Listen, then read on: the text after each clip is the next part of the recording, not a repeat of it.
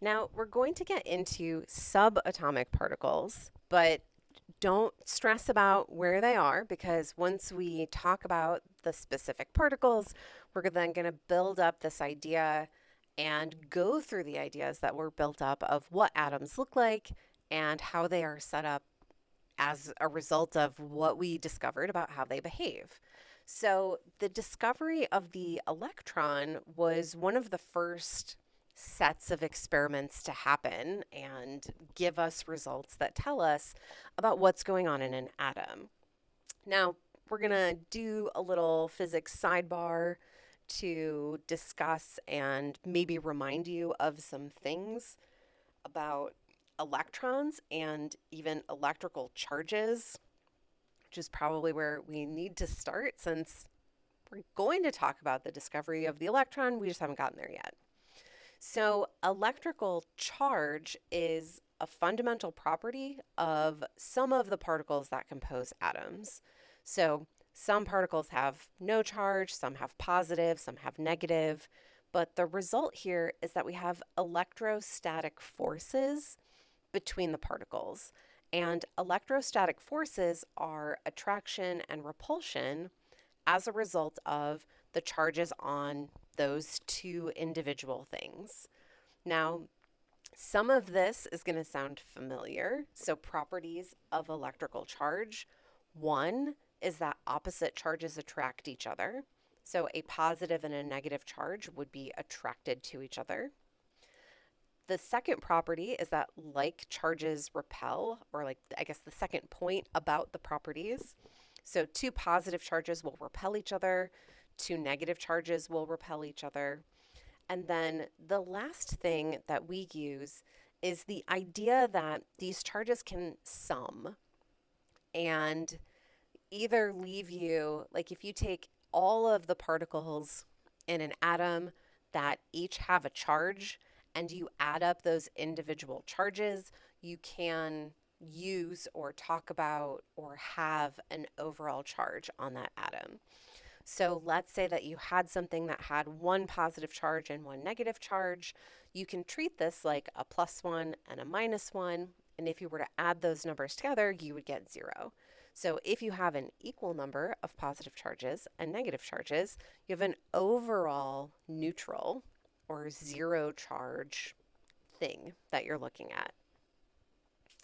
So the first experiment that we're going to look at that gave us some idea that electrons were a thing and had properties that were important and that we cared about is the cathode ray tube experiment. This was done by J.J. Thomson in the late 1800s, and his experiment was passing a cathode ray through electrical or magnetic fields. And what he saw out of this was that the beam of particles would bend. So a cathode ray is just a stream of electrons. So the ray is just a whole bunch of electrons, and the way that he got a stream of electrons was by having two metal plates and applying a voltage across them. So hooking them up to some kind of power source, we were able to get a stream of electrons. We'll actually learn a little bit about this happening in a later discussion of what atoms look like. And if you take a look at this picture, so the picture has what the cathode ray setup looked like, and then we have a nicer drawn schematic of what the cathode ray experiment looks like. So circled on the left side, we've got a cathode and an anode, which is going to come up in electrochemistry and will have come up if you've looked at batteries or any sort of electrical discussion for any kind of science class. That's where the cathode ray term came from. But you don't need to know which is the cathode and the anode or why, but that's where the cathode ray originated. And then that ray would pass through. We have a battery, and we have some magnets and electrical plates kind of perpendicular to each other. And when there was no field turned on, the stream would just pass straight through, and he had kind of like a detector on one end to see that the stream was just passing straight ahead.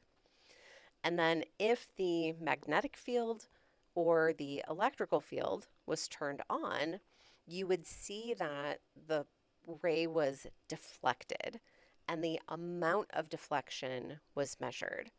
And because of what we know about physics, the amount of deflection helped us understand that these were charged particles.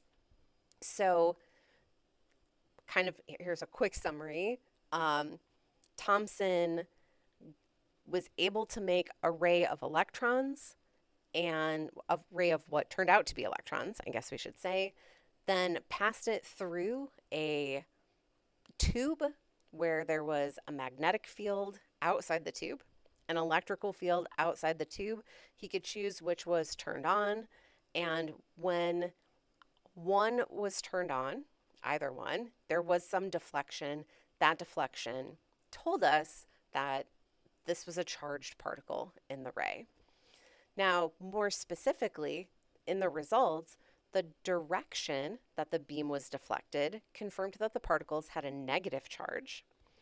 And then the distance of deflection showed us what the charge to mass ratio was.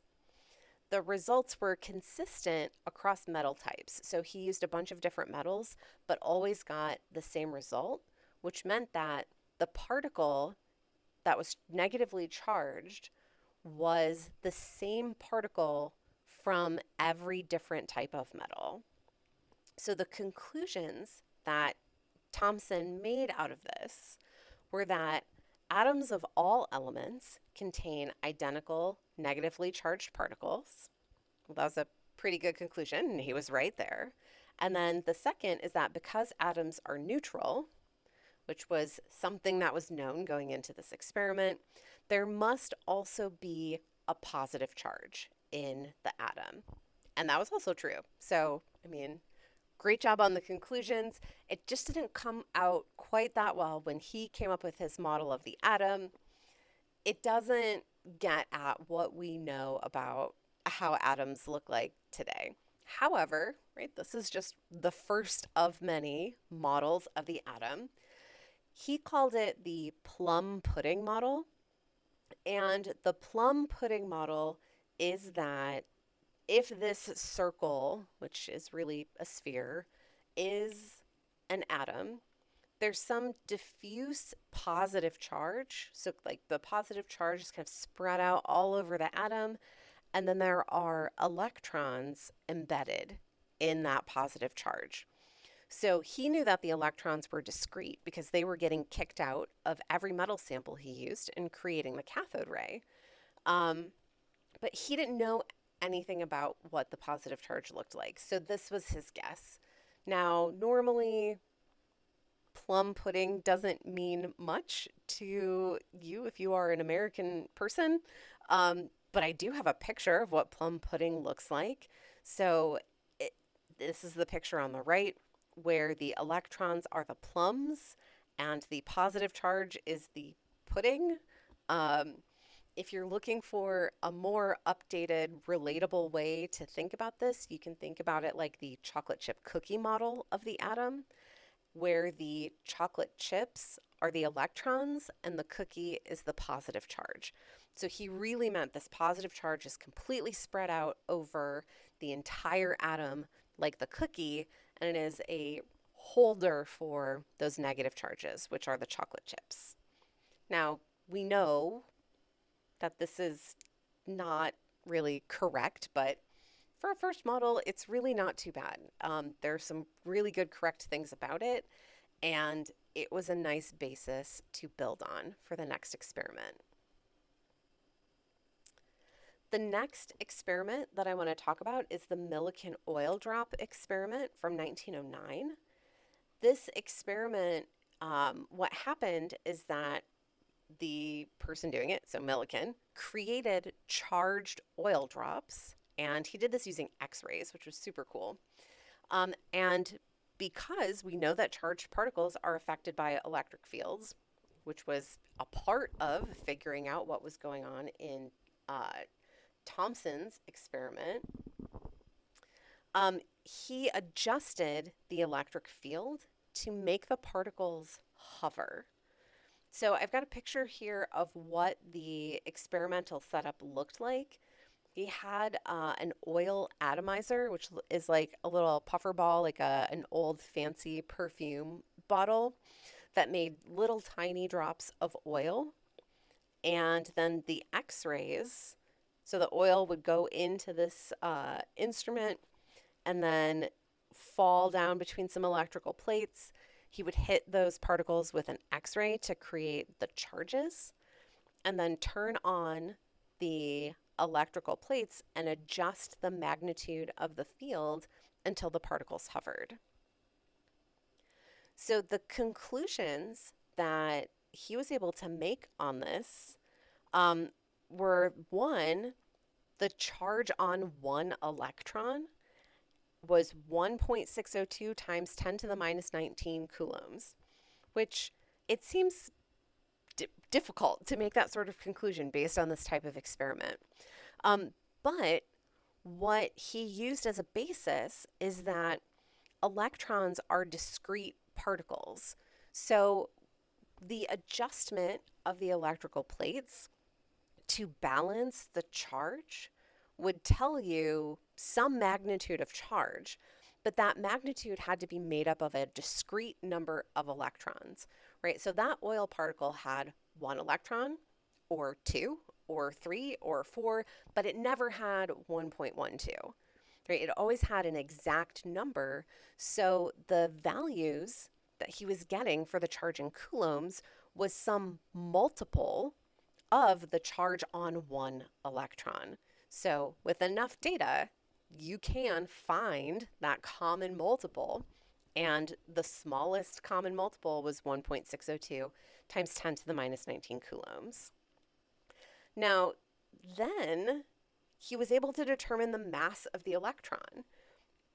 And the reason he was able to do this is because Thomson figured out the charge to mass ratio from his experiment.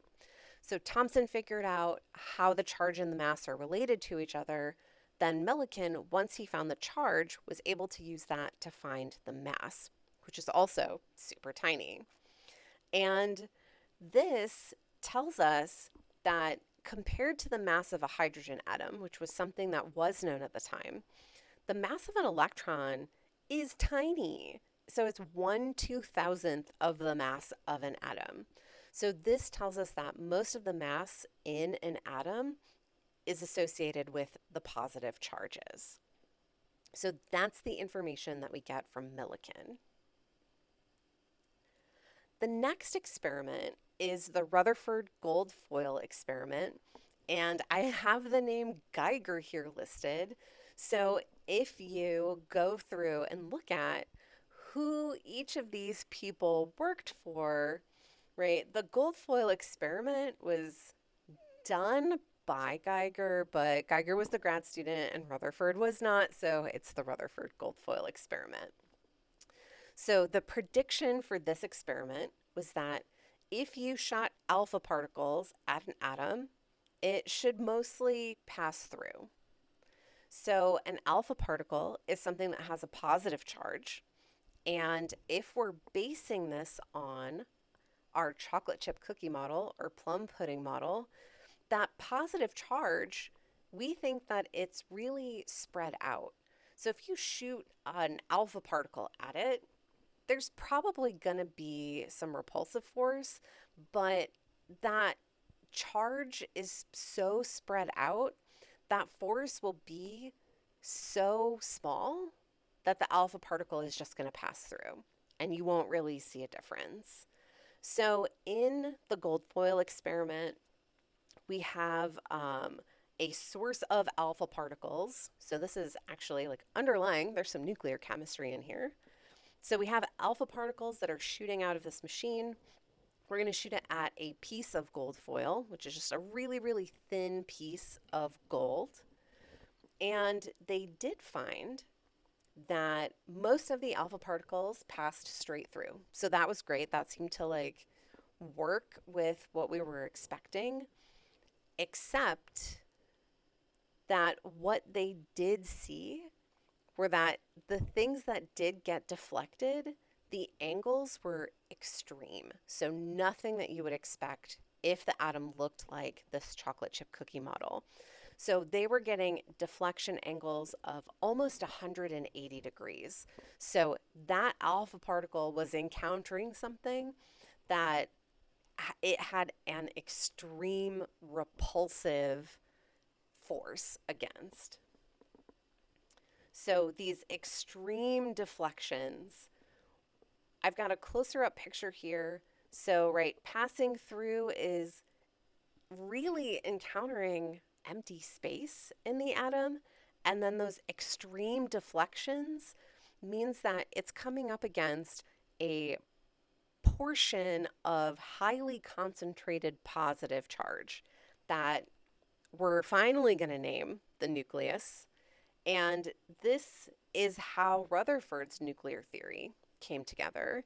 And so, built on all of these previous experiments, Rutherford can now say, first, that most of an atom's mass and all of its positive charge are in a small core called the nucleus.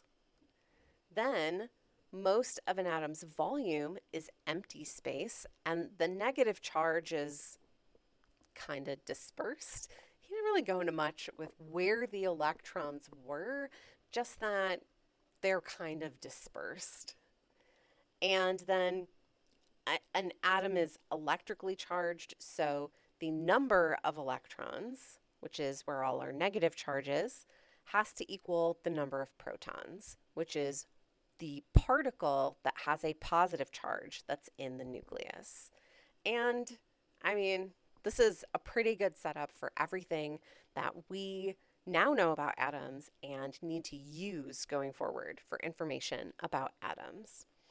Now, it isn't everything. So later on, Chadwick, who I honestly can't remember off the top of my head, but he probably worked for Geiger or something along those lines. Chadwick discovered neutrons. So the experiments that we've talked about so far rely on particles having charges to be able to detect them. The experiments that Chadwick did discovered neutrons, which don't have a charge, but they do have the same mass as a proton. So, in looking at an atom as a whole, not everything was adding up when we only considered protons and electrons, and the missing piece were these neutrons that do exist, same mass as a proton. They live in the nucleus, but they don't have a charge.